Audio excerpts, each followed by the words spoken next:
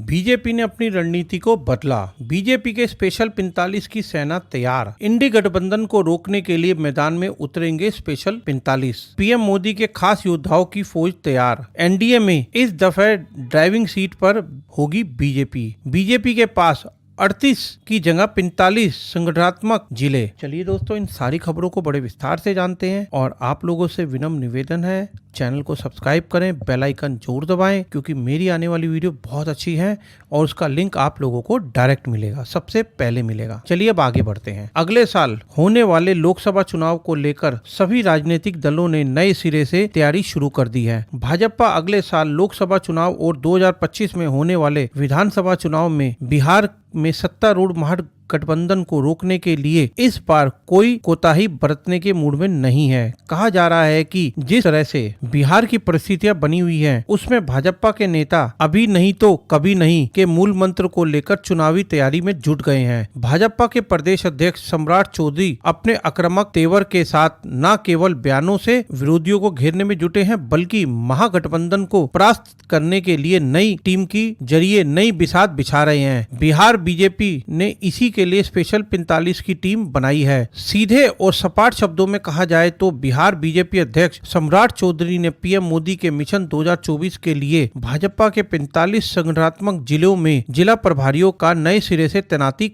की है। इन प्रभारी नियुक्तों में प्रदेश अध्यक्ष ने जहां जिलों के जातीय समीकरण का ख्याल रखा है, वहीं जमीनी स्तर पर भी पार्टी की हकीकत के जानकार को स्थान दिया गया है। सूची में अनुभवी युवा सामंजस्य बैठाने की कोशिश की गई है। जेडीयू के अलग होने के बाद से ही भाजपा ने बिहार के सभी 40 सीटों पर तैयारी शुरू कर दी थी। मकसद यही था कि नीतीश और लालू प्रसाद यादव दोनों को एक साथ पटकनी मिलेगी। इस रणनीति के बाद यह साफ है कि कुछ सीटों पर भले ही सहयोगी चुनाव मैदान में होंगे, लेकिन जीत की रणनीति भाजपा के हाथों में ही रहेगी। भाजपा के प्रदेश अध्यक्ष चौधरी ने 2 दिसंबर को लोकसभा क्षेत्र में जीत का तय करने के लिए और उसकी किलेबंदी को लेकर नए सिरे से संसदीय क्षेत्र प्रभारियों की भी घोषणा की थी। इस सूची में पूर्व अध्यक्ष डॉक्टर संजय जायसवाल के प्रदेश समिति के कई पदाधिकारियों को रखा गया है। कहा जा रहा है कि इस सूची को बनाने के लिए पहले जहां सांसदों की राय ली गई थी, वहीं पार्टी के राजनीतिकारों द्वारा काफी मंथन भी किया गया था। इस परिवर्तन को लेकर भाजपा के प्रवक्ता राकेश कुमार सिंह ने पूछा गया तो